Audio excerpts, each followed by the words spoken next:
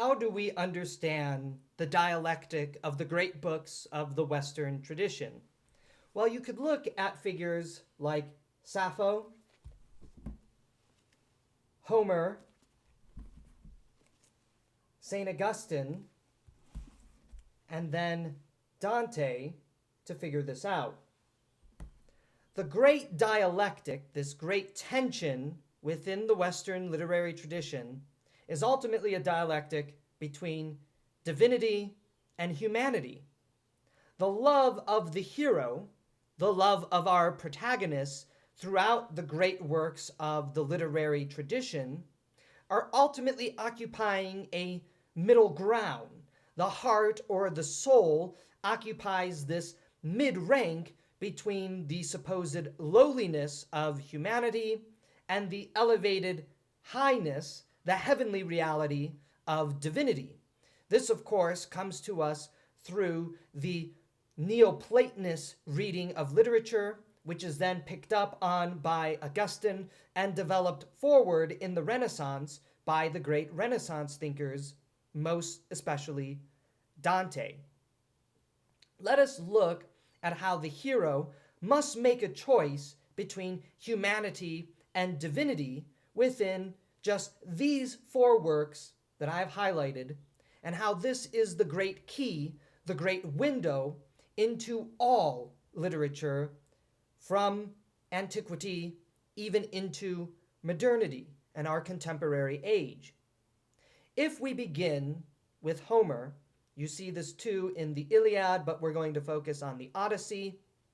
Odysseus, as the hero, must ultimately make a choice between divinity and immortality and humanity and mortality. That is what the journey to Ithaca represents. Now, we can take a subversion of the traditional Neoplatonist reading here by realizing rather than the gods, it is ultimately humanity that Odysseus opts for. Yet this framework and this understanding that the human hero of literature and storytelling occupies that mid-rank of the soul that Plotinus talks of in his writings, is very illustrative in understanding the Odyssey. Yes, in the Iliad and the Odyssey, the gods are ever present within the Homeric stories. But who do the heroes, be they demigods or just purely humans, ultimately choose? Odysseus has every opportunity, when he's with Circe and Calypso, to choose divinity, to choose immortality. But he ultimately doesn't. He instead decides humanity and mortality. The love of that which will die is far more powerful, far more alluring, far more moving than the choice of love for immortality and divinity. Odysseus, therefore, represents the beginning of the humanistic turn in the great intellectual tradition. This is something that you find discussed in many of the great post-Renaissance thinkers in the Western philosophical tradition. You could look, for instance, at Giambattista Vico to see that. So Odysseus, as the hero, who's occupying this middle rank, this middle ground between the loftiness of divinity and the supposed lowliness of humanity, chooses humanity. He chooses mortality. He chooses dust. For dust we are, and to dust we shall return, as the writer of Genesis says. And this is the beginning of the great dialectic in our literature. We occupy that middle rank, that middle tier. We are creatures and animals of passion, of love. Anyone who reads Homer definitely understands that, understands this through the choices that the heroes make and how the heroes act throughout the stories. And this tradition, begun by Homer, this humanistic move to have love be directed to humans, is then picked up by Sappho. Anyone who reads Sappho's poetry, albeit oftentimes just in a few lines and fragments, is moved by the power of the love, the eros, that she is talking about in her poetry. And much like Homer, the gods are not absent in Sappho's poetry. But to whom is Sappho ultimately singing? To whom is Sappho's love poetry ultimately directed? It is ultimately directed at other humans, another human, a beloved in particular. And this tradition, carried forward by Sappho, then informs the entirety of the Greco-Latin tradition and golden age of poetry. You can look at the poetry of Theocritus, the great bucolic poet of Syracuse, and you see the same thing. The gods and the divinities are present in his poetry, but ultimately his heroes, the true singers of his poems, are mortal, and they are singing of the love of mortality, the love of humans, between one human and another, even if it doesn't turn out all that well for those singing the songs. And it's the same thing in Virgil's eclogues. So what you find then in the classical tradition of literature, Greece and Rome, especially Homer and Sappho, who are instrumental and foundational to the establishment of this dialectic, is ultimately this recognition that human beings are creatures of love, and they are tasked with a choice, divinity or humanity. That is what the hero's journey and the hero's choice is ultimately about. They must contend with, wrestle with, and struggle with this reality of love, and whether or not that love is going to be directed to the divine or to humanity. Then you get to Saint Augustine. And in many paradoxical ways, Saint Augustine represents an even greater humanistic turn, as all Augustine scholars know. The incurvatus in se, the inward curve to the self, is Augustine's great philosophical, theological, and anthropological achievement.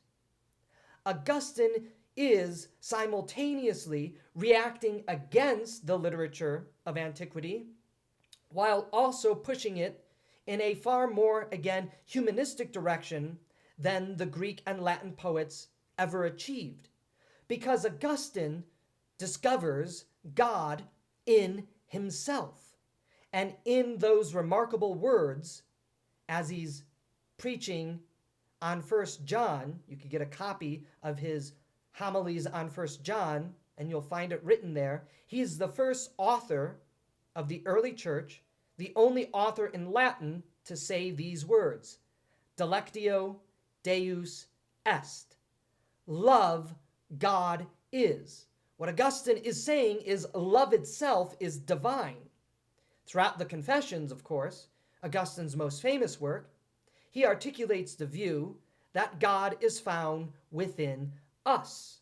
You see, what Augustine attempts to do is to bridge the dialectical division between us having to choose the divine and other humans.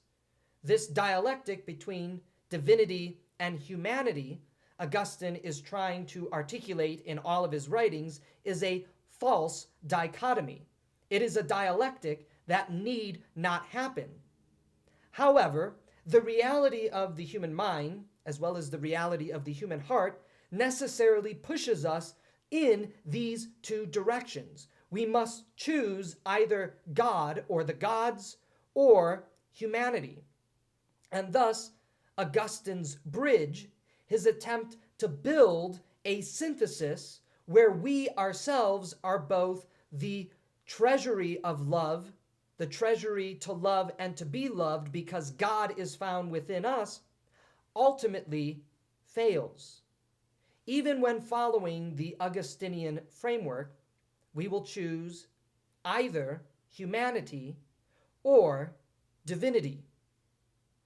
And this brings us to Dante's Divine Comedy. For the Divine Comedy is the greatest artistic achievement within the Augustinian imagination and the tradition begun by Homer, Sappho, Theocritus, Virgil, carried forward by Augustine, the troubadours, and then reaching its culmination in Dante. Dante is contesting with, he is struggling with this very dialectic we've been talking about. The earthly world, humanity, politics, or divinity, the forsaking of all things earthly, and arriving at the reality of God alone. This is especially seen when you reach Paradiso, paradise, seen through the relationship of Dante and Beatrice, because Beatrice is the great Augustinian construction in Dante's poetic imagination. She is the embodiment, the synthesis of everything that Augustine was talking about. When you encounter Beatrice and Dante, there is great comedic moments between the two. There is this constant motif of Beatrice upbraiding and berating Dante. Dumb boy, idiot, don't look at me, look at God. She constantly has to remind him throughout their journey in paradise that she is beautiful because God is beautiful, that she is lovely because God is lovely. And this represents the ultimate reduction and the logical choice that has to be made when you follow the Augustinian imperative. Yes, Augustine is saying God is found in you and me. Yes, he is saying that God is found in humanity. But the human who understands this ultimately therefore says what Beatrice tells Dante.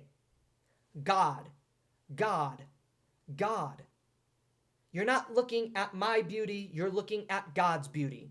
You're not looking at my loveliness, you're looking at God's loveliness. Therefore, Beatrice and all of those who follow Augustine in the orthodox theological sense ultimately humble themselves to only see God. And they preach that to others. This is what Beatrice is preaching to Dante in paradise. If you truly want to be in the presence of God, you must choose God. You must see God in all of us. You must see God in me, dear Dante, she tells him. And what happens to Beatrice? She ultimately fades away. She disappears into paradise itself. Dante, in the Divine Comedy, takes Augustine to his ultimate divine and theological conclusion, one that seems extremely esoteric and frankly almost Gnostic. Humanity is ultimately nothing, because if humanity is divine, then we must always choose divinity rather than humanity. That is the story, ultimately, of the Divine Comedy. The choice finally emerging that we forsake all earthly, terrestrial, physical pleasure, beauty, and love to embrace the divine love that moves the sun, the moon, and the other stars. But this dialectic, this tension, this hero's journey and hero's choice between humanity and divinity continues to play itself out in modern literature. Modern literature, perhaps best represented in the 19th century, contends with this question that is resolved or at least thought to be resolved by the modern writers, by having humanity become divine. We are the gods. We are God. And this is perhaps best seen in Dostoevsky's The Brothers Karamazov, in the character of Ivan. Rather than presenting the conflictual zero-sum choice of humanity on one side and God on the other, the failure of the Augustinian synthesis leads to modern writers asserting that the choice of humanity is the choice of divinity, and thus God is eliminated out of the picture, because isn't that where 20th and 21st century literature now is? The choice is no longer between humanity and God, but purely humanity. And now the wrestling tension is which human, which humanity, which human group do we direct our love and affection to? But when you read the great dialectic of literature, when you encounter it from ancient Greece and Rome all the way up to the 21st century, note that dialectic, that hero's choice, that choice of love that must be made, humanity or divinity. Ultimately, the reduction of great literature is a reduction into that story and to that choice. And the hero is us. We occupy that middle ground, as the Neoplatonists knew. We must ultimately make that choice on the journey of life that we are walking, humanity or divinity. There is no clear-cut answer within the literary tradition. Some authors promote the choice of humanity. Other authors promote the choice of divinity. Other authors try to commingle humanity and divinity together in a brilliant but ultimately unstable synthesis. Some heroes choose humanity, then, recognizing a supposed mistake, they choose God. And the inverse is also true. You have heroes who choose God, but then later renounce the gods or God and choose humanity. This is the great dialectic in literature. It is one of the greatest things you as a reader can discover and contend and wrestle with as you read the great stories that have moved hearts and souls for millennia.